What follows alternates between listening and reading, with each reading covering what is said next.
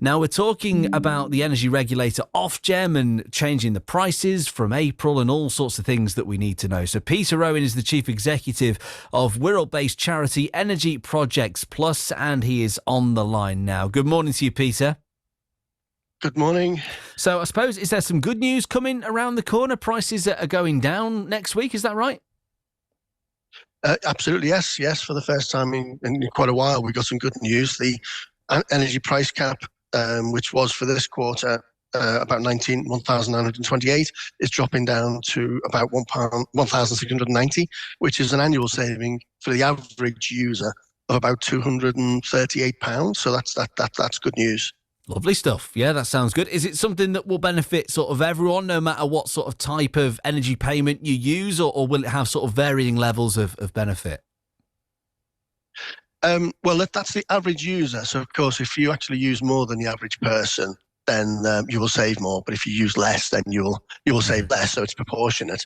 And yes, the other good news for prepayment meter customers is that Ofgem, who are the regulator, have aligned the standing charges for prepayment meters, which used to be significantly more than the average direct debit user. They've aligned them to the same price now. So that means people who are often using prepayment meters because they're on low incomes and they're struggling to pay, so they pay as they go, and they were being effectively penalised for that meter.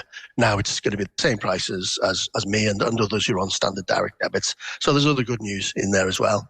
Okay, well, we like good news, certainly. I want to talk to you about smart meters, Peter, because they're in the news this morning. According to new government figures, nearly more than 4 million are not working at the moment. People who've got them and they're not working, they're not sending the readings right automatically to the gas and electricity companies. Now, we hear quite often from people who say, no, I don't want a smart meter, I'm not going to have one. Are they good, smart meters? Should people have them if they have the chance? Well, personally, I'm a big advocate of smart meters, alongside clothes maidens as well, just to answer the other question. Smart meters, they do take the difficulty of taking regular readings out of your own personal hands and make them automatic, and they send them to your supplier automatically, and then your bill is generated automatically based on actual readings. Because we do know that when people have got what are called dumb meters as opposed to smart meters, sometimes it's difficult to remember to take those regular meter readings, and then they get estimated bills, and if those bills are estimated higher, then you're actually you've got more credit, but actually you might want to make better use of that money elsewhere. But also, if they're underestimating, then you're building up a debt, a backlog of payments. And actually, our charity supports a lot of people who find themselves in that position and are then being asked to pay back that money. And it's sometimes more difficult for them. But one thing about these smart meters, the citizen advice person was talking about it as well, it may well be simply that the meter itself is working okay. It's rare that the actual electricity or gas meter is failing, but it's just that it's not sending those automated readings to the suppliers or to what's called the DCC, which is the central collection point. Or it may simply be that you also get an in-home display as part of your smart meter. It may well be that your meter has stopped talking to your in-home display. Now, the in-home display is quite useful because it tells you what you're using now and how much you've used in the past day. So you can set targets and that sort of stuff. So you can start to manage it better. And it may simply be that it's lost the signal. So, there's ways that you can try and reconnect that. And there's lots of information out there. Or people can phone us and we can guide them through it.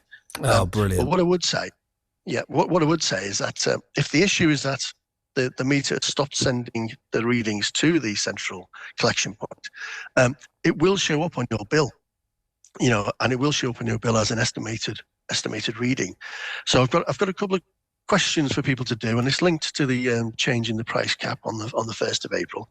It's and the question is, when did you last read your meter? Is it quite a while ago?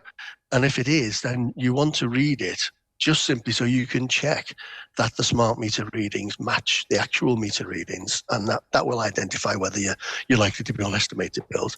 But also, when did you last receive a bill? Because we do speak to a lot of people who say, I've not had a bill for a year, 2 years, whatever. And that simply means that they've lost communication with their supplier. And we do know, and it's interesting that back in the day, everybody used to get paper bills through the post, but a lot of people now are signed up, so their bills might be being sent as an email to them or something. And if the supplier's if you've changed your email address and you haven't told the supplier, then those bills are going out, but they're not just arriving to you. So if you've not had a bill, certainly if you've not had a bill in the last 12 months, you need to be speaking to your supplier and saying, how do I get a bill? What's the situation? And it might simply be that, as I say, they've got the wrong email address, or whatever. It could be anything. But the other thing then is linked to the price cap changes. It seems to me a good opportunity every quarter. The price cap changes. That will be a good time to just read your meters and check them against your bills, and just get into that habit. Yeah. Because you don't want to wait. You don't want to wait a year and then suddenly find that it's been under-reporting your usage, your estimated bills, and you now owe hundreds of pounds to the supplier. Didn't know. Yeah, it just sounds like it's really important just to, to have the technology doing the work is great, but just be double checking it, make it a regular sort of habit.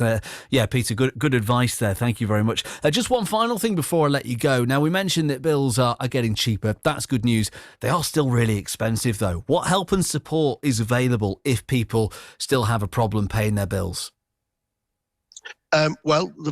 As always, the advice is if you're struggling to pay your bills, the first people you should speak to is your supplier and let them know, because they are obliged through their license obligations to provide reasonable assistance to people, and that includes payment plans and what have you if they're struggling to pay. So you definitely need to inform your supplier. And then there's organisations like us, like Systems Advice. If you are struggling, you need some assistance, get in contact with us. I'll give you the free phone number, 0800 043 0151, or visit our website, epplus.org. If anybody's actually in Liscard today, the Cherry Tree Centre team are out there providing advice in there, so just pop along and ask them there. We do lots of community events as well, so again, if people see us out and about, just feel free to come and talk to us. No, brilliant. But the thing to do is also just remember that if you cannot read your meter for physical reasons, I as an exercise this morning, I checked my gas meter. I have to lie on the floor to read my gas meter.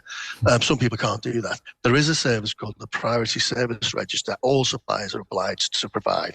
And that's for people who are either state pension age, disabled, they've got young children, or can't actually access their meters. And you can register for that. And they then will do what's called regular meter readings. It's just like every 6 months, every year, something, just to make sure everything's on track. But it also means that if there's a planned power cut or something, they will also let you know in advance. And so there's other benefits to the Priority Service Register.